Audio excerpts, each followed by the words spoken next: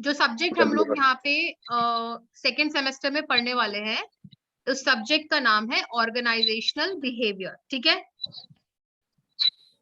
जी, okay. ये कौन है? ओके सेशन पूरा रिकॉर्ड हो रहा है, तो काइंडली माइंड योर वर्ड। पूरा सेशन अंडर रिकॉर्डिंग है, तो यूज योर वर्ड वाइजली।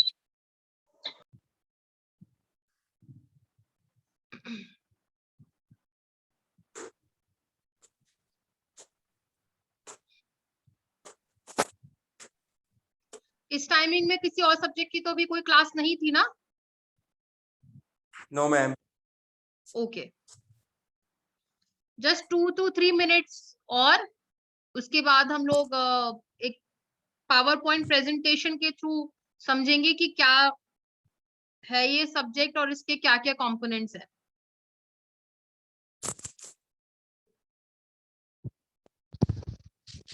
और तब तक कोई और क्वेश्चन है तो पूछ सकते हो।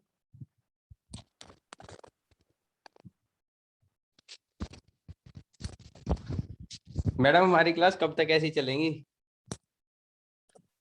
होपफुली जल्दी हो जाए, कोरोना टाइम एंड हो जाए। इट इज एब्सोल्युटली अननोन कि कब तक होगा ऐसा। तो मैडम फिर तो हम कोरोना टेस्ट करवा के कॉलेज में आ सकते हैं अभी 2-4 दिन में, 14 दिन बाद। बिल्कुल बिल्कुल सर, बिल्कुल आप आ सकते हैं।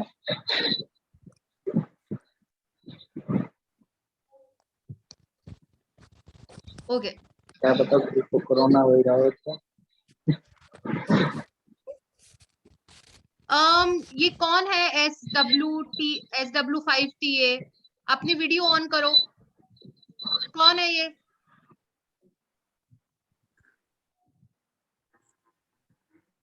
SW5TA पूरा सेशन अंडर रिकॉर्डिंग है, मैं फिर से बता रही हूँ। हिमानी, काफी बच्चों को क्लियर आ रही है, अपना इंटरनेट कनेक्शन टेस्ट करो। Check your internet connection.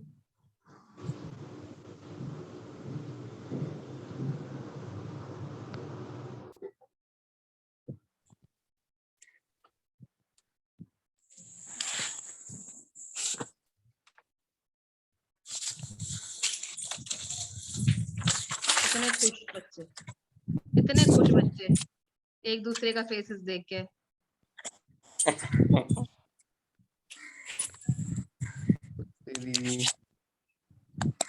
Okay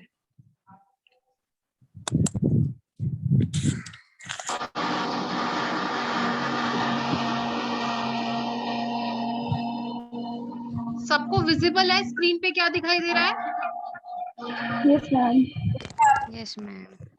okay, तो बेसिकली जो सब्जेक्ट है जिसको हम स्टडी करने वाले हैं, फिर से एक बार और बता रही हूँ, ऑर्गेनाइजेशनल बिहेवियर सब्जेक्ट है। काइंडली जितने भी बच्चे हैं अपना कंटेंट, अपनी जो वो है वॉइस है वो म्यूट कर लो। सब लोग म्यूट कर ले।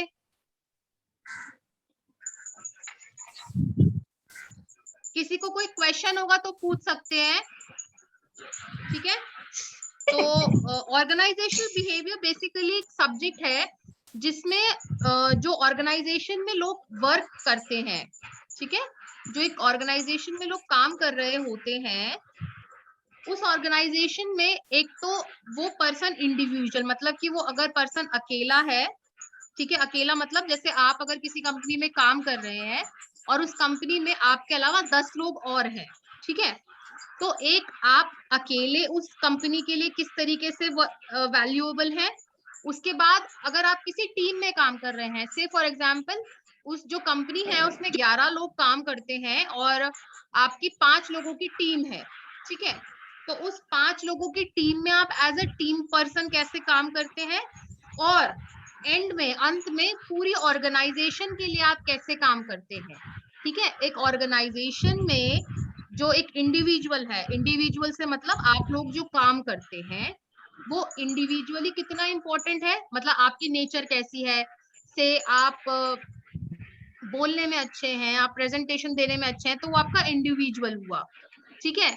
और दूसरा, आप टीम में कैसा काम करते हैं, किसी टीम में आप और लोगों के साथ मिलके काम कैसे करते हैं, और आप ओवरऑल किसी ऑर्गेनाइजेशन को, आप ओवरऑल किसी कंपनी को कैसे बेनिफिट करते हैं, वो ऑर्गेनाइजेशनल बिहेवियर में पढ़ा जाता है। क्लियर हो गया?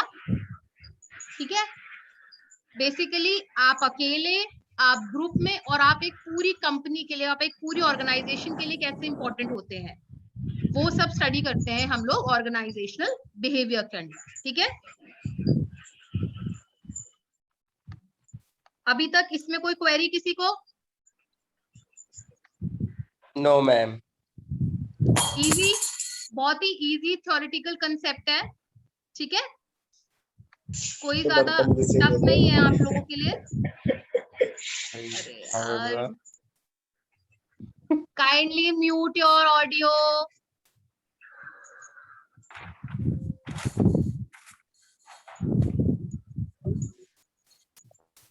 चलो, अब let's read through this presentation जो हमारे सामने है। ठीक है, तो प्रेजेंटेशन में क्या मेंशन है? ओके भैया क्या कर रहा? ओके, इंट्रोडक्शन टू ऑर्गेनाइजेशनल पढ़ बिहेवियर, के तो दिखा ये रहा। कंटेंट है। म्यूट कर लो।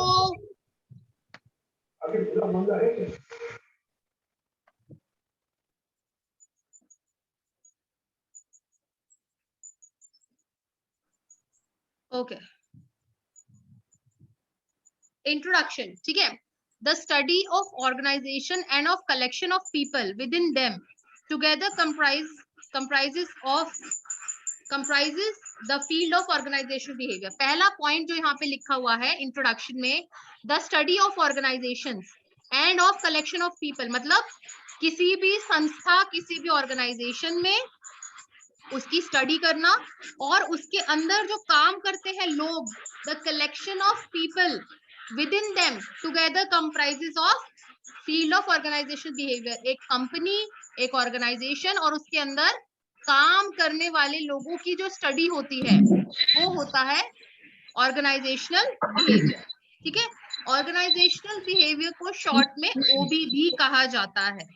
ठीक है, now let's go to the second point जो यहाँ पे लिखा है स्क्रीन पे। Organizational behaviour is the study of human behaviour. Organizational is the study of human behaviour, इससे क्या मतलब है कि क्या ये हैंड रेज किसने करा है? यहाँ पे कुछ पूछना है?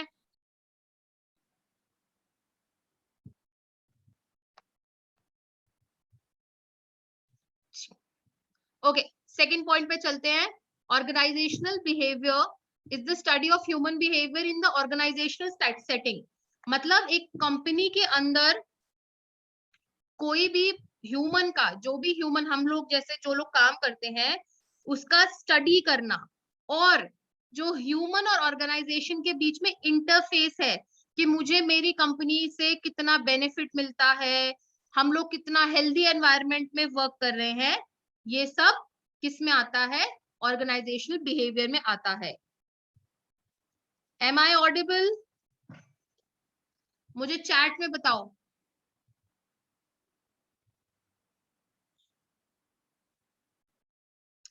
तो फर्स्ट दो पॉइंट हम लोगों ने डिस्कस कर लिए। जिनको नोट डाउन करना है वो नोट डाउन कर सकते हैं। I am giving you 2 minutes note करने के लिए 2 पॉइंट्स, और इसके बाद हम आगे के पॉइंट्स पे चलेंगे।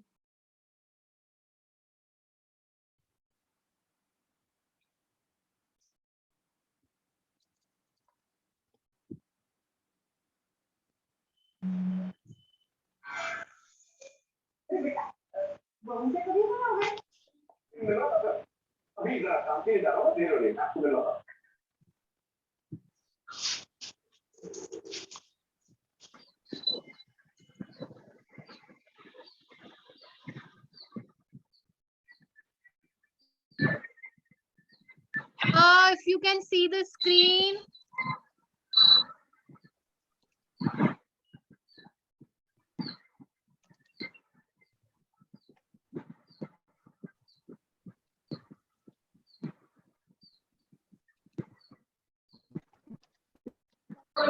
Voice may be a network issue.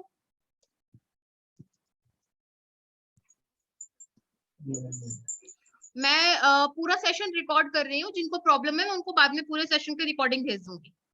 Okay चलो, आई होप 2 पॉइंट ये नोट डाउन कर लोगे। Let's move on to the second point,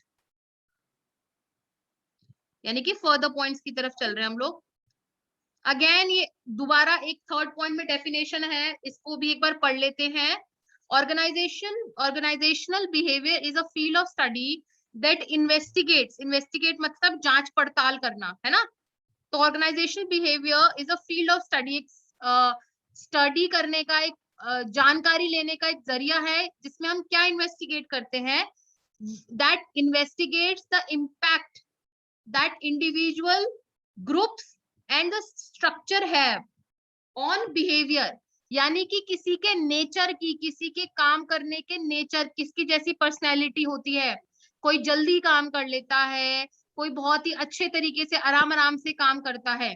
तो उस चीज का इन्वेस्टिगेशन करना और उसका इम्पैक्ट, उसका जो असर होता है, इंडिविजुअल, आप अकेले एम्प्लॉय हैं उसके ऊपर, ग्रुप्स मतलब आप जब ग्रुप में टीम में काम करते हैं, एंड स्ट्रक्चर पूरी ऑर्गेनाइजेशन का आपके बिहेवियर के अकॉर्डिंग कैसे काम चलता है, वो सब होता है ऑर्गेनाइजेशनल बिहेवियर का मतलब।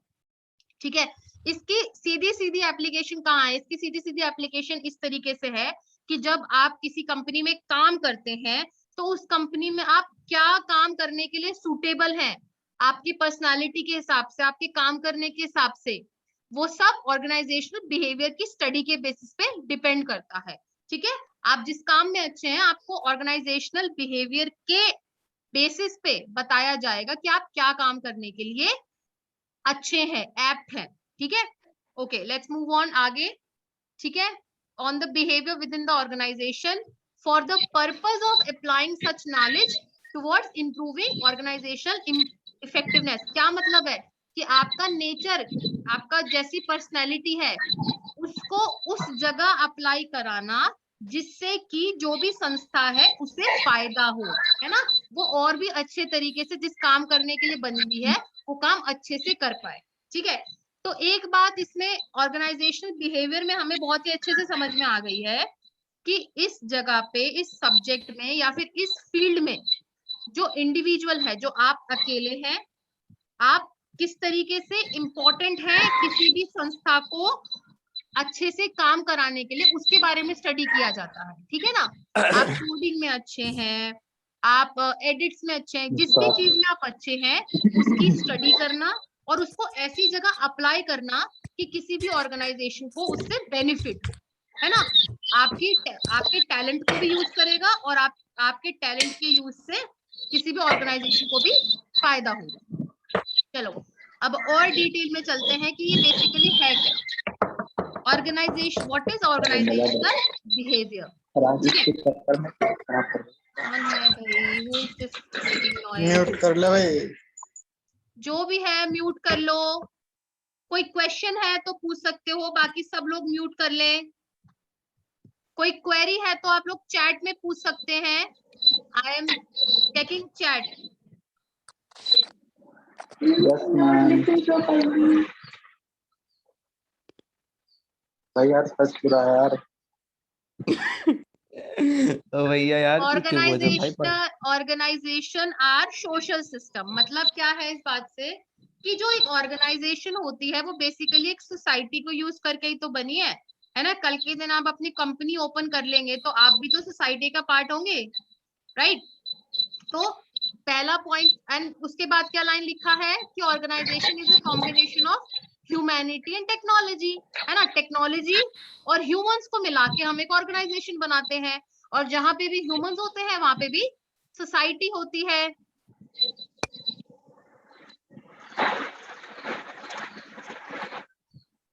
चलो let's move on to the next point. यहाँ पे OB is the study of application of knowledge about how people act within an organization. Simple, बहुत ही सिंपल वर्ड्स में बताया है कि OB क्या है, स्टडी है।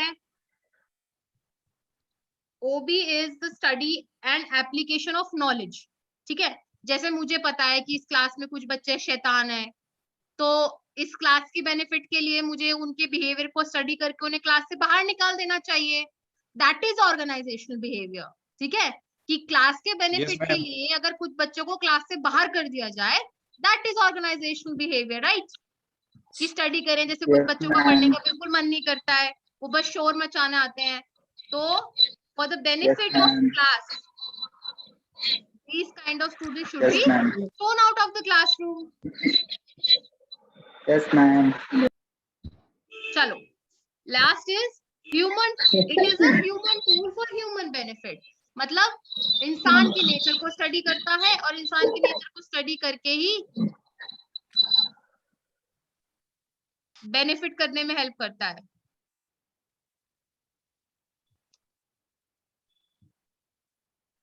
A complex set of forces affects the nature of organization.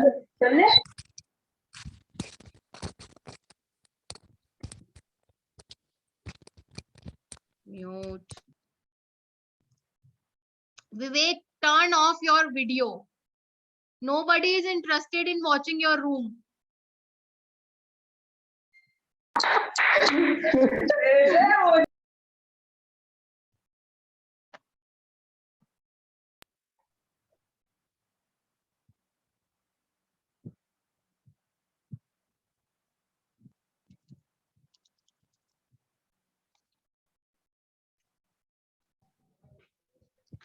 That's part of organization management, ma'am. Okay. And who is this saying that? एक student is already out of the classroom. How many of you want this? Nobody. अब basically चलते हैं कि organisational behaviour 4 basic चीजों से मिलके बनता है। First is people. Organizational behaviour subject इससे ही क्लियर होता है कि it is made of 4 thing. इसमें सबसे इंपॉर्टेंट है पीपल, उनका नेचर है सबसे ज्यादा इंपॉर्टेंट, ठीक है। नेक्स्ट इज स्ट्रक्चर, ठीक है, कि एक ऑर्गेनाइजेशन में किस तरीके से हिरार्की बनी है, कौन सीनियर पोस्ट पे है, किसको किसके लिए वर्क करना है, that is called structure. And third point is technology, ठीक है, लोग से मिलके स्ट्रक्चर बनता है। स्ट्रक्चर मतलब किसको किस बेसिक वर्क के लिए असाइन किया गया है, किसकी क्या ड्यूटी है, ठीक है। थर्ड इज टेक्नोलॉजी, ठीक है, क्योंकि हम ऑब्वियसली किसी भी ऑर्गेनाइजेशन में टेक्नोलॉजी के साथ में काम करते हैं, किसी मशीन पे काम करते हैं, किसी मशीन को डेवलप करने के लिए काम करते हैं, ठीक है, दैट इज ऑल टेक्नोलॉजी, ठीक है। फोर्थ इज एनवायरमेंट, ठीक है, फोर्थ इज एनवायरमेंट। एनवायरमेंट मतलब किस तरीके का हमको माहौल मिला हुआ है काम करने के लिए। कोई एक पर्सन है जिसको किसी फील्ड में वर्क करना है, सी फॉर एग्जांपल बुक राइटिंग की ऑर्गेनाइजेशन है, आपको बुक की प्रूफ रीडिंग करनी है, तो आपको एक साइलेंट एनवायरनमेंट चाहिए, आपको एक हेल्दी एनवायरनमेंट चाहिए जिसमें शांति हो, आराम से जिसमें काम कर पाए। तो fourth and the last element of organizational behaviour is environment. Write down these points, ये 4 एलिमेंट्स है जिनसे मिलके क्या बनता है, हमारा ऑर्गेनाइजेशनल बिहेवियर बनता है, ठीक है। 4 parts, people, structure, technology and environment. Easy. यहां तक किसी को कोई क्वेरी है तो आस्क मी इन चैट, ठीक है। किसी को कोई सेक्शन समझ में नहीं आया, एक बार फिर से रिवाइज कर लेते हैं सिंपल शब्दों में। ऑर्गेनाइजेशनल बिहेवियर क्या है, लोगों की स्टडी है कि वो किसी कंपनी में एक स्ट्रक्चर के अंदर किस तरीके से काम करते हैं, जिससे क्या चाहिए हमको, जिससे हम किसी भी ऑर्गेनाइजेशन के बेनिफिट में काम कर पाए। सिंपल शब्दों में ऑर्गेनाइजेशनल बिहेवियर वो स्टडी है, ठीक है, उसमें, ठीक है। सेकंड पॉइंट जो है यहाँ पे हमने मेनली पढ़ा है कि जो 4 एलिमेंट्स हैं, जो 4 एरियाज हैं इंपॉर्टेंट ऑर्गेनाइजेशनल बिहेवियर को स्टडी करने के लिए, those 4 area are people, structure, technology और एनवायरनमेंट। क्लियर? यहां तक किसी को कोई डाउट है तो you can ask me. Himani ने हाथ रेस करा था, I don't know why she raise her hand. Any query? Mohammad क्या, व्हाट्स योर क्वेश्चन? कुणाल भाई।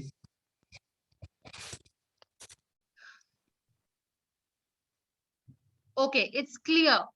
तो आगे चलें, आगे पढ़े, इसमें क्या है आगे? कोई भी question, I am waiting for 2 minutes, I am waiting for 2 minutes. अगर आपको कोई क्वेरी है, it's is very easy. Alright,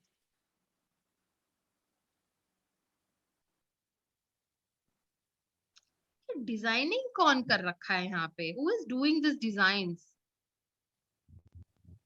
Aarti, I can see you. I can see the name of people who are doing this on screen.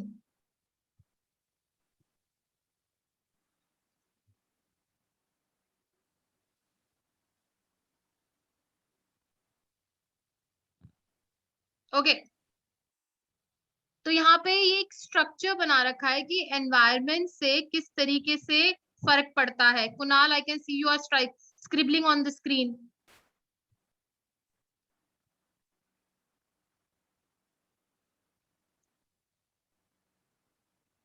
ठीक है, first of all जो सबसे बाहर है, जो सबसे बाहर हम लोगों को नजर आ रहा है, that is environment. And then another एक ब्लॉक बना हुआ है।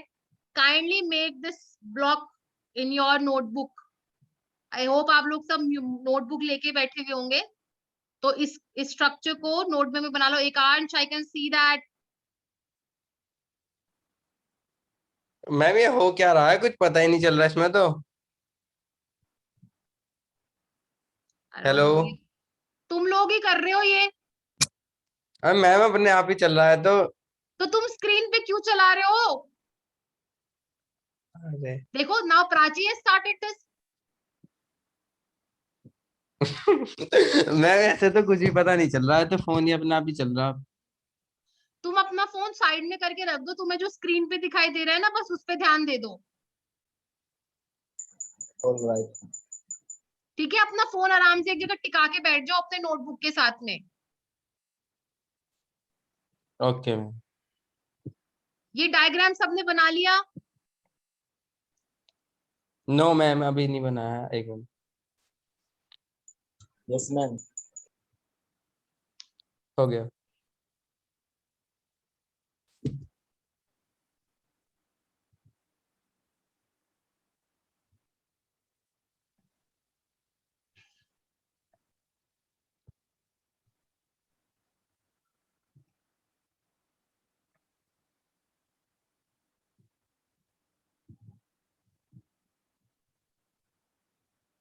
All right, let's move on to the next section.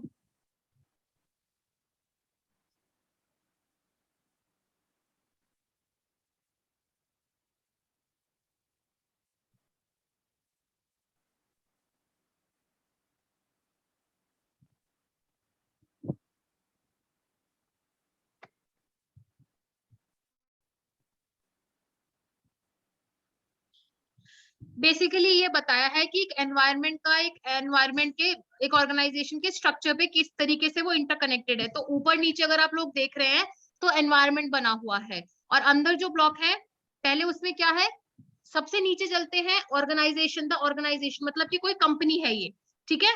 उसके बाद द इंडिविजुअल ऑर्गेनाइजेशन इंटरफेस, मतलब आप काम करते हैं, किसी कंपनी में काम करते हैं, तो आपके और ऑर्गेनाइजेशन के बीच में जो इंटरफेस है, जो उसके बीच में कनेक्शन है, that is called individual organization interface.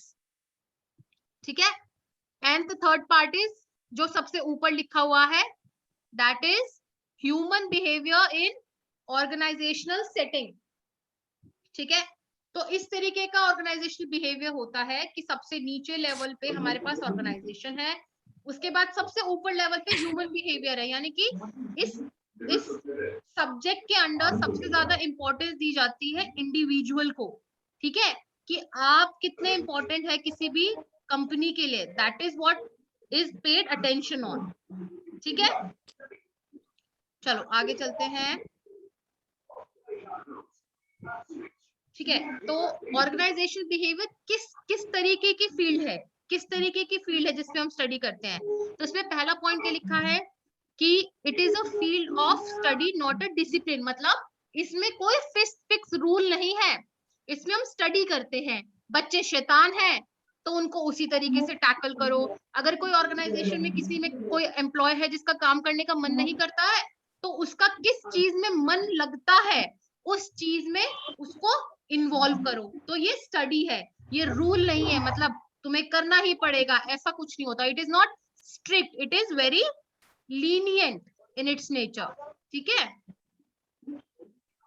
Let's move on to the second point, interdisciplinary approach. मतलब कि इसमें अलग अलग फील्ड को मिक्स करके काम किया जाता है।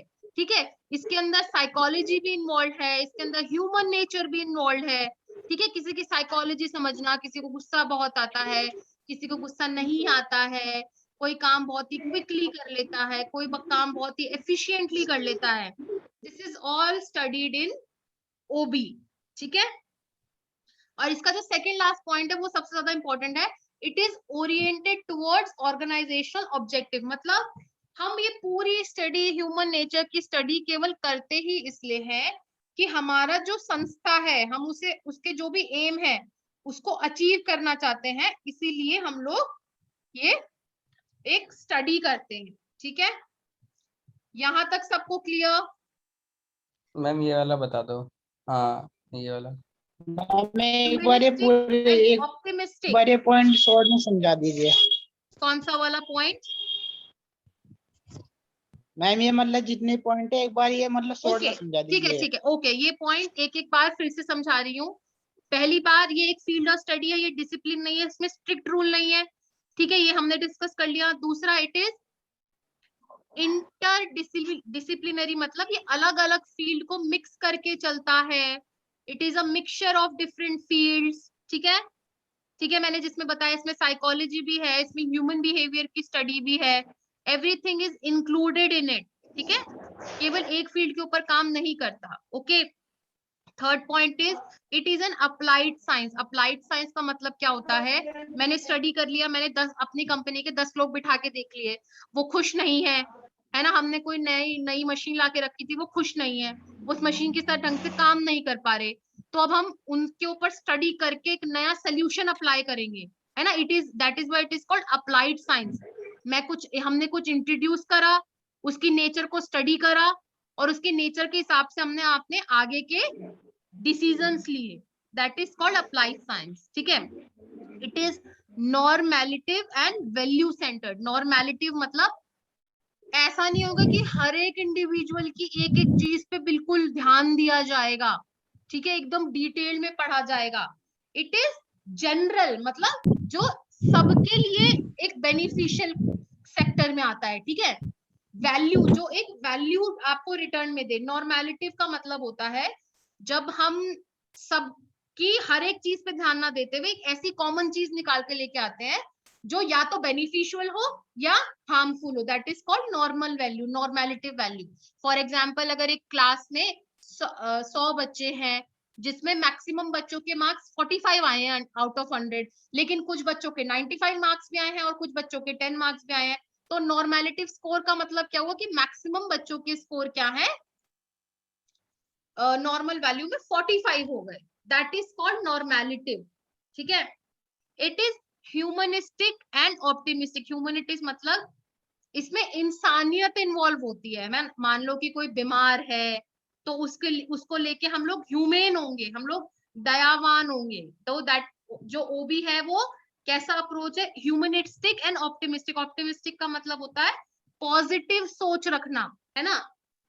हम लोग कुछ अच्छा नहीं अचीव कर पा रहे, कंपनी अपने गोल को मीट नहीं कर पा रही, से फॉर एग्जांपल कंपनी को मंथ के एंड तक अपने 100 यूनिट्स बेचने थे लेकिन नहीं बेच पा रहे हैं, है ना, तो ऑप्टिमिस्टिक अप्रोच का मतलब क्या होगा? कोई बात नहीं, इस मंथ अगर हमारी 100 यूनिट नहीं बिकी तो हमारी नेक्स्ट मंथ तक may be 200 unit sale of हो जाए, that is called being optimistic. Positive nature रखना, है ना, अपने आप को एक पॉजिटिव अप्रोच की तरफ रखना इज कॉल्ड ऑप्टिमिस्टिक। तो बेसिकली जो ऑर्गेनाइजेशनल बिहेवियर है दैट इज ह्यूमेन, यानी कि दयावान है, लोगों की नेचर को क्लोज में रखते हुए काम करती है और ऑप्टिमिस्टिक होती है। ठीक है, second last point is it is oriented towards organisational objective.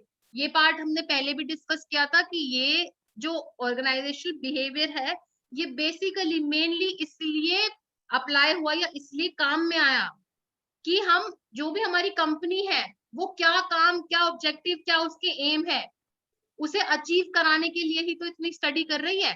ठीक है, it is a total system approach, मतलब ये सब चीजों को ध्यान में रखते हुए काम करती है, अ टोटल सिस्टम अप्रोच। ठीक है, तो ये बेसिकली ये बताया है कि ऑर्गेनाइजेशनल बिहेवियर है क्या। ठीक है, तो एक बार फिर से रिवाइज करते हैं। It is a field of study, applied science है, फील्ड ऑफ स्टडी है, इंटरडिसिप्लिनरी है मतलब कि अलग अलग एरिया को अंडर लेके काम करती है, अप्लाइड साइंस है मतलब हमने कुछ इंट्रोड्यूस करा, उसके रिजल्ट्स के बेसिस पे अपने काम करती है, नॉर्मेलिटी मतलब सब चीजों में जो भी मैक्सिमम होता है उसे लेके काम करती है, ह्यूमनिस्टिक मतलब इंसानों से रिलेटेड ढंग के जवाब देती है ना, कोई बीमार है उसकी सैलरी नहीं कट कर रहे क्योंकि वो छुट्टी पे, that is called humanistic. And optimistic मतलब पॉजिटिव थिंकिंग रखना। Third and second last point है, it is oriented towards organisational objective. जब जो भी हम स्टडी कर रहे हैं वो हम केवल इसलिए स्टडी कर रहे हैं कि हम चाहते हैं कि हमारी जो भी संस्था है उसका जो भी एम है अचीव करना वो अचीव हो जाए। ठीक है, नाउ इट्स क्लियर। हाँ, goal oriented, right Harsh, it is goal oriented organisation behaviour. चाहे तुम कितना भी इधर उधर भगा दो, ये केवल इसलिए स्टडी हो रही है कि हम चाहते हैं कि हमारा जो भी कंपनी है उसके एम, मैं मान लिया मैंने कंपनी बनाई है जिसमें मैं कुछ पार्ट बेचती हूँ, तो मैं अपने एम्प्लॉयज का ध्यान केवल इसलिए रख रही हूँ क्योंकि मैक्सिमम से मैक्सिमम पार्ट सेल करना चाहती हूँ, राइट, केवल इसलिए तो कर रहे हैं हम लोग। ये this is not part of our study. Okay, अब हम ये देख रहे हैं, मैंने बताया था कि ये इंटरडिसिप्लिनरी अप्रोच है। इंटरडिसिप्लिनरी अप्रोच का मतलब फिर से समझ लेते हैं, इंटरडिसिप्लिनरी मतलब बहुत सारी फील्ड को एक साथ लेके चलती है। तो वो कौन कौन सी फील्ड है जिसको लेके एक साथ चलता है ओबी, वो यहाँ पे फील्ड लिखी है। ठीक है, कौन कौन सी मेजर फील्ड है आप लोगों ने देखा है? अभी तो आप लोगों को पता नहीं होगा, लेकिन जब कभी कभी आप किसी कंपनी में जाते हैं, आपका इंटरव्यू हो रहा होता है, तो आपके इंटरव्यू में पीछे ना एक साइकोलॉजिस्ट बैठा होता है जो आपकी बॉडी लैंग्वेज की स्टडी कर रहा होता है। ठीक है, क्यों होता है वो ये देखने के लिए कि आप जो बात कह रहे हैं, जो बात आप क्लेम कर रहे हैं, फॉर एग्जांपल आप कह रहे हैं कि आप बहुत एक्सपर्ट हैं, आप अपने कॉलेज टाइम में बहुत ही एक्टिव थे, तो आपकी बॉडी लैंग्वेज से स्टडी करके देखना चाहते हैं कि वो क्या आप सही कह रहे हो या आप झूठ तो नहीं बोल रहे हो, या बहुत सारी चीजें आप जरूरत से ज्यादा नर्वस तो नहीं हो। तो ये सब चीजें साइकोलॉजी के पार्ट में आती हैं। Obviously this is also part of OB ना, अगर मैं किसी को जॉब दे रही हूँ, मैं किसी का इंटरव्यू ले रही हूँ, तो पीछे साइकोलॉजिस्ट किस लिए बिठा रखा है? इसलिए बिठा रखा है क्योंकि जिसको इंटरव्यू के लिए बुलाया है उसको देखना चाहते हैं हम कि वो कितना अच्छा है कंपनी के लिए, क्या वो कंपनी के लिए एसेट है या नहीं। एसेट मतलब एसेट, जो भी चीज एसेट होती है वो किसी चीज में वैल्यू ऐड करती है। तो आप कोई भी एम्प्लॉय किसी कंपनी के लिए एसेट है नहीं, वो ओबी पे भी डिपेंड करता है। ठीक है, ओके लेट्स तो गो मैम टू। उसे उसे पीछे क्यों बिठाते हैं, उसे फ्रंट सीट पे क्यों नहीं बिठाते? क्योंकि उसका काम होता है आपकी बॉडी लैंग्वेज स्टडी करना, आपके एक्सप्रेशन स्टडी करना। उसको टेक्निकल लेवल पे तो पता नहीं है क्या बात हो रही है, टेक्निकल लेवल पे हाँ। थोड़ी ना पता है कि आप क्या बात कर रहे हो, वो दूर से देखना चाहता है कि आप जो भी बात क्लेम कर रहे हो। बहुत सारी चीजें होती है, देखो बॉडी लैंग्वेज में बहुत सारी चीजें स्टडी करके पता लग जाता है कि आप सच बोल रहे हो या नहीं बोल रहे हो, आपकी आईज से पता लग जाता है, आपके हैंड मूवमेंट से पता लग जाता है। तो वो सब चीजें आराम से दूर से भी स्टडी हो जाती है, इसलिए दूर बिठाया जाता है। और भी कंपनीज में काउंसलर्स भी होते हैं, थेरेपिस्ट भी होते हैं। ये सब इसलिए होते हैं कि अगर आप ज्यादा स्ट्रेस में आ जाते हो, आपको बहुत ज्यादा टेंशन, इवन बहुत सारे, आई डोंट नो आप लोगों के स्कूल में थे नहीं, बहुत सारे स्कूल में भी थेरेपिस्ट होते हैं। बच्चे जैसे स्ट्रेस में आ जाते हैं या वहां पे काम करने वाले टीचर्स अगर किसी टेंशन में आ जाते हैं, तो वो थेरेपिस्ट से जाके अपनी प्रॉब्लम बता सकते हैं, थेरेपिस्ट उनकी प्रॉब्लम सॉल्व कुछ हद तक कर देते हैं। तो ये सब ऑर्गेनाइजेशनल बिहेवियर का ही पार्ट है। ठीक है,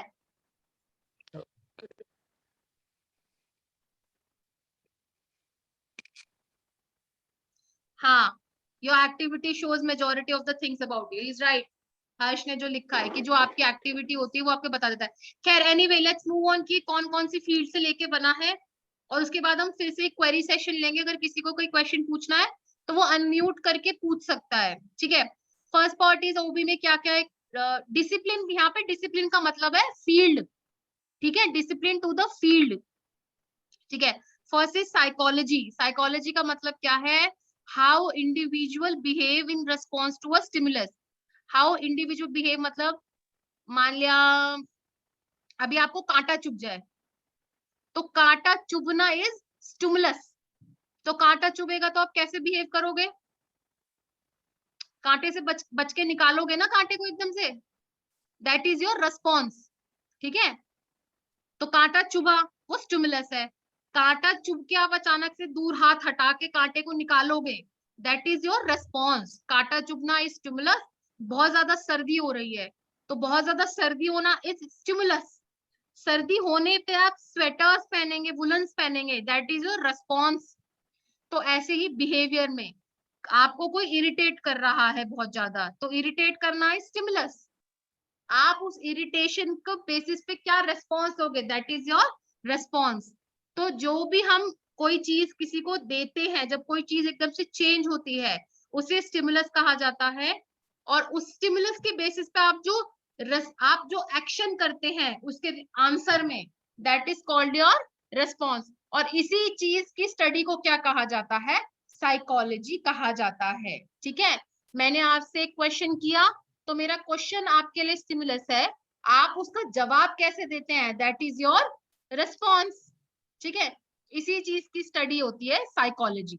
ठीक है, सेकेंड इज सोशियोलॉजी। सोशियोलॉजी मतलब आपस में जहां पे भी वर्ड सोशल आ जाता है, वहां पे इंडिविजुअल अकेला ना होते हुए उसके साथ में जो लोग काम करते हैं उनके साथ कैसे बिहेवियर होता है, उसे ही सोशियोलॉजी कहते हैं। जैसे आप अपनी क्लास में अपने ऐसे क्लासमेट के साथ में बैठते हैं जिससे आपकी विचारधाराएं मिलती है, जो आपकी हेल्प करता है, दैट इज उसकी जो स्टडी होगी, वो स्टडी किसके अंडर आएगी? सोशियोलॉजी के अंदर आएगी।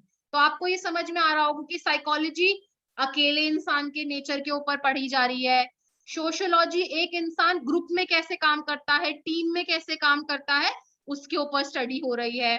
Third point is social psychology, है ना, मतलब कि अब हमने एक पूरे ग्रुप को एक स्ट्रेस दिया, एक पूरे ग्रुप को एक टेंशन दी, वो ग्रुप उसके साथ में कैसे एक्ट करेगा, that is called social psychology. ठीक है, next last is anthropology. Anthropology is understanding customs and social mores of the people.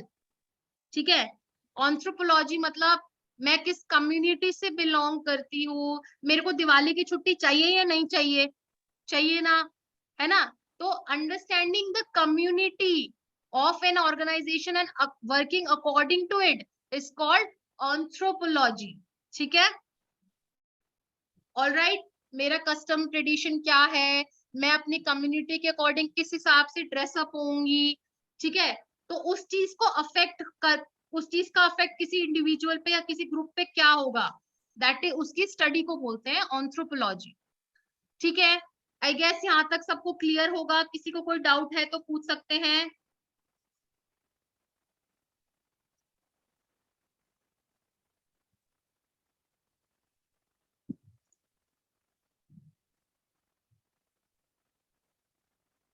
किसी को कोई doubt?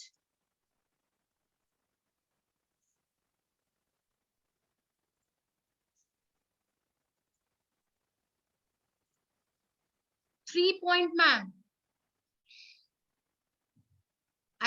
Ma'am first and fourth point and third point. First point is psychology. Psychology मतलब मैं आपको बहुत ज्यादा गुस्सा दिला रही हूँ और आप उस गुस्से को कैसे रेस्पॉन्स देते हो। ठीक है, दैट उसकी जो स्टडी होती है वो साइकोलॉजी होती है। आप बहुत ज्यादा स्ट्रेस में हैं, उस स्ट्रेस को पे आपको कैसे रिस्पॉन्स, आप अलग तरीके से रिस्पॉन्स दोगे और आपका कोई क्लासमेट या आपका कोई फैमिली मेंबर अलग तरीके से रिस्पॉन्स देगा। बहुत ही छोटा सा एग्जांपल देते हैं साइकोलॉजी को स्टडी करने के लिए, अगर साइकोलॉजी समझ नहीं आया है तो। साइकोलॉजी मतलब देखो, आपको आज एक वर्क मिला है कि आपको 100 लोगों के लिए कुछ काम करके देना है। Let's come down to our home, मतलब कंपेयर करते हैं, आप घर में अकेले हो, आपको बोला है कि आपको 50 लोगों के लिए खाना बनाना है। ठीक है, ये हुआ स्टिमुलस। अब वही सेम काम अगर आपके घर में किसी बड़े को दिया जाएगा, से फॉर एग्जांपल मम्मी पापा या किसी प्रोफेशनल कुक को दिया जाएगा, तो उनके लिए भी सेम स्टिमुलस है कि उनको 50 लोगों का खाना बनाना है। अब आपको 50 लोगों को खाना बनाने का एक्सपीरियंस नहीं है तो आपको टेंशन होगी, राइट। लेकिन आपकी मॉम है, अगर उनको एक्सपीरियंस है तो वो उनको नहीं होगी। आपके घर में कोई बड़ा है, वो आराम से 50 लोगों का खाना बना सकते हैं, तो उनको कोई टेंशन नहीं होगी। कोई प्रोफेशनल कुक है, प्रोफेशनल कुक के लिए तो ये बात बहुत ही like it is a cake walk for a professional cook. क्यों? तो इस कोई स्टिमुलस का रिस्पॉन्स अलग अलग इंसान अलग अलग तरीके से दे रहा है ना, ठीक है, तो उसे ही साइकोलॉजी कहा जाता है, ठीक है, उसकी स्टडी को, कि अब जो सामने वाला इंसान है किसी पर्टिकुलर स्टिमुलस पे किस तरीके का एक्शन करेगा, that is psychology. Third point and fourth point, third point is अब सोशल, देखो साइकोलॉजी है बेसिकली एक ग्रुप के ऊपर स्टडी, एक ग्रुप कैसे काम करता है वो साइकोलॉजी है, ठीक है। अब उसी ग्रुप को अगर मैं कोई स्टिमुलस दे दूं, जैसे मैंने आपकी क्लास में 10-10 बच्चों की टीम बना दी, अब मैंने 10-10 बच्चों की टीम बना के कह दिया कि आपको कुछ कोड करना है, ठीक है। अब वो 10-10 बच्चों में एक ग्रुप है बच्चों का जिनको कोडिंग बहुत अच्छी आती है, तो उनका रेस्पॉन्स क्या होगा, अरे हमारे लिए तो केक वॉक है, हम तो आसानी से कर देंगे। एक ग्रुप ऑफ स्टूडेंट्स है जिनको कोडिंग ढंग से नहीं आती, तो उनको टेंशन होगी। समझ रहे हो, एक ग्रुप को हम जब कोई स्टिमुलस दे देते हैं, हम कुछ काम दे देते हैं, तो वो ग्रुप एक इंडिविजुअल, एक अकेला इंसान ना होते हुए वो ग्रुप किस तरीके से काम करेगा, that is called social psychology. और psychology in generally study of groups. जैसे सोशियोलॉजी में क्या पढ़ा जाता है कि परिवार कितने प्रकार के होते हैं, तो परिवार कितने प्रकार के होते हैं, जॉइंट फैमिली होती है, न्यूक्लियर फैमिली होती है, दैट इज सोशियोलॉजी, ठीक है। सोशल साइकोलॉजी मतलब उसी जॉइंट फैमिली को मैं कुछ काम दे दूं तो उसका रिस्पॉन्स किस तरीके हो सका, दैट इज सोशल साइकोलॉजी। समझ में आया? एंथ्रोपोलॉजी बेसिकली एक सोसाइटी में इंसान किस तरीके से काम करेगा, ठीक है।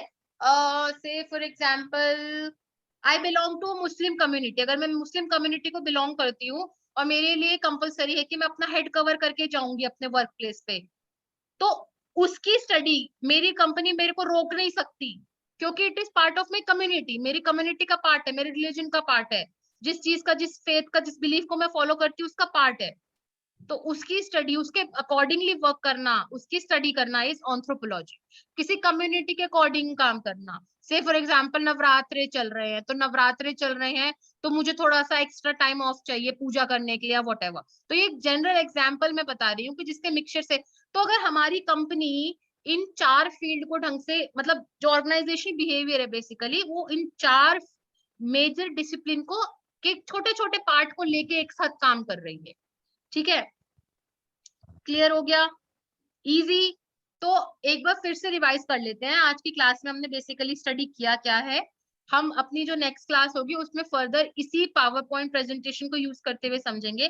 हमने बेसिकली स्टडी किया है कि ऑर्गेनाइजेशनल बिहेवियर क्या है, ठीक है, क्या है, सिंपल, एक इंडिविजुअल अकेला, एक वही इंडिविजुअल ग्रुप में और वही इंडिविजुअल पूरी कंपनी में अपने नेचर के हिसाब से कैसे एक कंपनी को बेनिफिट पहुंचाएगा, दैट इज कॉल्ड, उसकी स्टडी करने को ही क्या कहा जाता है, ऑर्गेनाइजेशनल बिहेवियर कहा जाता है ना। फिर हमने ये डिस्कस करा कि ऑर्गेनाइजेशन बिहेवियर किन किन चीजों से मिलके बना है, ठीक है। Let's go through again to that PPT, ठीक है, कि वो किन किन चीजों से मिलके बना है। ये देयर इट इज, 4 चीजों से मिलके बना है, पीपल, स्ट्रक्चर, टेक्नोलॉजी और एनवायरनमेंट। ऑब्वियसली ऑर्गेनाइजेशन बिहेवियर में सबसे ज्यादा इंपॉर्टेंट होते हैं पीपल, ठीक है। अगर काम करने वाले लोग ही नहीं होंगे तो ऑर्गेनाइजेशन बिहेवियर का कोई फायदा नहीं है, ठीक है, क्योंकि वो नेचर से बेसिकली काम करता है। सेकंड इज स्ट्रक्चर, स्ट्रक्चर मतलब वो लोग एक कैसे, किस हिरार्की में काम कर रहे हैं। उस कंपनी में एक बॉस है, बॉस के अंदर 5 एम्प्लॉय हैं, उन 5 एम्प्लॉय के अंदर 10 छोटे छोटे डेवलपर्स और है, that is called structure. Third was technology, obviously एक ऑर्गेनाइजेशन है और ऑर्गेनाइजेशन में हम लोग कोई टेक्नोलॉजी यूज करते हैं। एंड फोर्थ वाज एनवायरनमेंट, कि हमें काम करने के लिए एक अच्छा एनवायरनमेंट मिल रहा है या नहीं मिल रहा। पीपीटी है क्या मैम? हाँ जी पीपीटी है ये।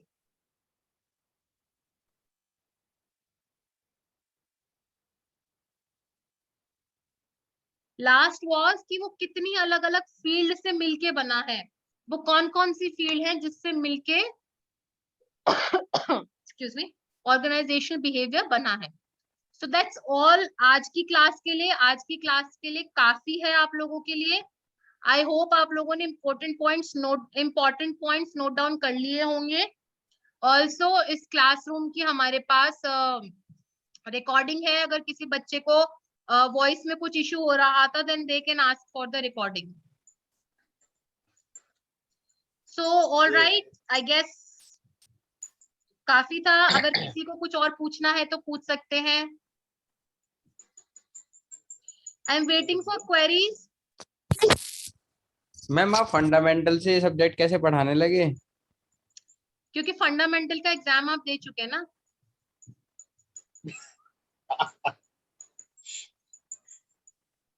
फंडामेंटल का पेपर हो गया है तो इसलिए अब जो सेकंड सेमेस्टर में आपके सब्जेक्ट है, फर्स्ट सेमेस्टर के सब्जेक्ट खत्म हो गए हैं, ठीक है।